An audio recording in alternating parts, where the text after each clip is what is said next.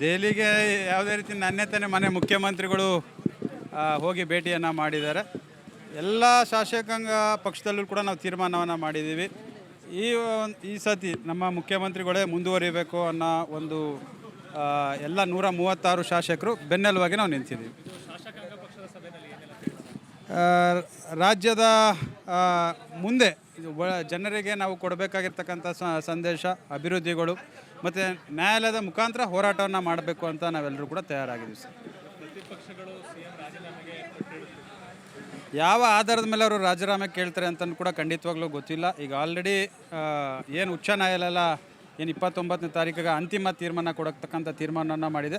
ಖಂಡಿತವಾಗ್ಲೂ ನ್ಯಾಯಪರವಾಗಿ ನಮಗೆ ಜಯ ಸಿಗ್ತದೆ ಸರ್. ಖಂಡಿತ 100% ಸಿಗುತ್ತೆ.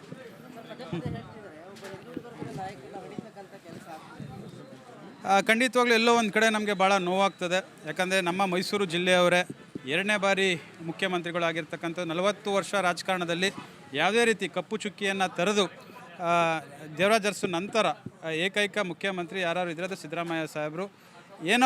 ಎಲ್ಲೋ ಒಂದು ಕಡೆ ಹಿಂದುಳಿದ ವರ್ಗದ ಯಾರೇ ಮುಖ್ಯಮಂತ್ರಿಗಳಾದಂಥ ಸಂದರ್ಭದಲ್ಲಿ ಈ ರೀತಿ ಕೃತ್ಯಗಳನ್ನ ಮಾಡ್ತಕ್ಕಂಥ ಕೆಲಸ ಆಗಿದೆ. ಅದರಿಂದ ನಮ್ಮ ಮುಖ್ಯಮಂತ್ರಿಗಳು ಭಾಳ ಧೈರ್ಯವಾಗಿದ್ದಾರೆ, ಭಾಳ ಖುಷಿಯಾಗಿದ್ದಾರೆ. ಮೊನ್ನೆ ಕೂಡ ನಾನು 2 ದಿನಗಳ ಕಾಲ ಮನೆ ಮುಖ್ಯಮಂತ್ರಿಗಳ ಜೊತೆ ಹಲವಾರು ನಮ್ಮ ತಾಲೂಕಿನ ಮನವಿಯನ್ನು ಸಲ್ಲಿಸಿದ ಸಂದರ್ಭದಲ್ಲಿ ಭಾಳಷ್ಟು ಖುಷಿಯಾಗಿದ್ದಾರೆ. ರಾಜ್ಯದ ಅಭಿವೃದ್ಧಿ ಬಗ್ಗೆ ಭಾಳಷ್ಟು ಅವರು ಚಿಂತನೆಯನ್ನು ಮಾಡ್ತಿರ್ತಕ್ಕಂಥದ್ದು. ಈ ಒಂದು ಹೋರಾಟ ಅವರು ಮೊನ್ನೆಯಿಂದ ಹೋರಾಟವನ್ನು ಮಾಡಿದಂಥ ಮುಖ್ಯಮಂತ್ರಿಗಳಲ್ಲ. ಅವರು 40 ವರ್ಷದಿಂದ ಹೋರಾಟವನ್ನು ಮಾಡ್ಕೊಂಡು ಬಂದೇ ಮುಖ್ಯಮಂತ್ರಿಗಳಾಗಿರ್ತಕ್ಕಂಥದ್ದು. ಇದೇನು ಅಂಥ ದೊಡ್ಡ ವಿಚಾರ ಅಂತ ಇವತ್ತೆಲ್ಲ ಏನು ಚರ್ಚೆಯನ್ನು ಮಾಡ್ತಿದ್ದಾರೆ, ಇದು ನ್ಯಾಯಾಲಯ ಮುಖಾಂತರ ನಮಗೆ ಜಯ ಸಿಗ್ತದೆ.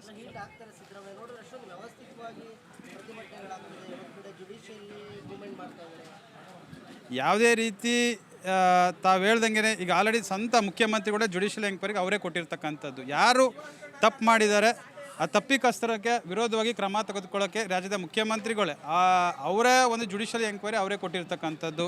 ಈಗ ಆಲ್ರೆಡಿ SIT ತನಿಖೆನೂ ಕೂಡ ಕೊಡ್ತಾಯಿದ್ದಾರೆ. ಖಂಡಿತವಾಗ್ಲೂ ತಾವು ಆ ರೀತಿ ಹೇಳೋದಾದರೆ ನಾವು ನ್ಯಾಯಪರವಾಗಿ ಮೂಡಾದವರು 50-50 ರೇಷದಲ್ಲಿ ಕೊಟ್ಟಿರ್ತಕ್ಕಂಥದ್ದು. ಯಾವ ಅಧಿಕಾರಿ ತಪ್ಪು ಮಾಡವನೇ ಅವನ ವಿರುದ್ಧ ಎಲ್ಲೂ ಕೂಡ ಇವತ್ತು ವಿರೋಧ ಪಕ್ಷದವ್ರು ಮಾತಾಡಿಲ್ಲ. ಫಸ್ಟು ತಪ್ಪು ಮಾಡಿರೋ ಅಧಿಕಾರಿ ಬಗ್ಗೆ ನಾವು ಕ್ರಮ ವಹಿಸಬೇಕಾಗ್ತದೆ. ಇವತ್ತು ನೀವು ತಪ್ಪು ಮಾಡಿರೋನ್ನ ಬಿಟ್ಬಿಟ್ಟು ನೀವು ಮುಖ್ಯಮಂತ್ರಿಗಳು ರಾಜೀನಾಮೆ ಕೊಡಬೇಕು, ಮುಖ್ಯಮಂತ್ರಿಗಳು ರಾಜೀನಾಮೆ ಕೊಡೋದು ಅದು ಎಷ್ಟು ನ್ಯಾಯ ಅಂತ ನಾನು ಈ ಸಂದರ್ಭದಲ್ಲಿ ವಿರೋಧ ಪಕ್ಷದವ್ರಿಗೆ ನಾನು ಕೇಳಕ್ಕೆ ಬಯಸ್ತಂತಂದಿಲ್ಲ.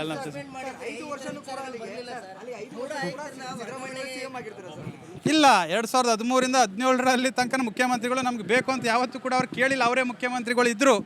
ಇದು 2019ರಲ್ಲಿ ಏನು BJP ಸರ್ಕಾರ ಇದ್ದಂಥ ಸಂದರ್ಭದಲ್ಲಿ ನನಗೆ ಎಲ್ಲೋ ಒಂದು ಕಡೆ ಏನಾಗ್ತೈತೆ ಅಂದರೆ ಯಾರು ತಪ್ಪು ಮಾಡೋರನ್ನ ಅವ್ರನ್ನ ಬಿಟ್ಬಿಟ್ಟು ನೀವು ಬೇರೆಯವ್ರನ್ನ ಮೂರನೇವ್ರಿಗೆ ಕೈ ತೋರಿಸ್ತಕ್ಕಂಥ ಕೆಲಸವನ್ನು ಮಾಡಿರ್ತಕ್ಕಂಥದ್ದು ವಿರೋಧ ಪಕ್ಷದವ್ರದ್ದು. ಅದು ನಾನು ಸದಸ್ಯರಿಲ್ಲ, ಸಾರಿ, ರೂಲರ್ ಬರೋಲ್ಲ.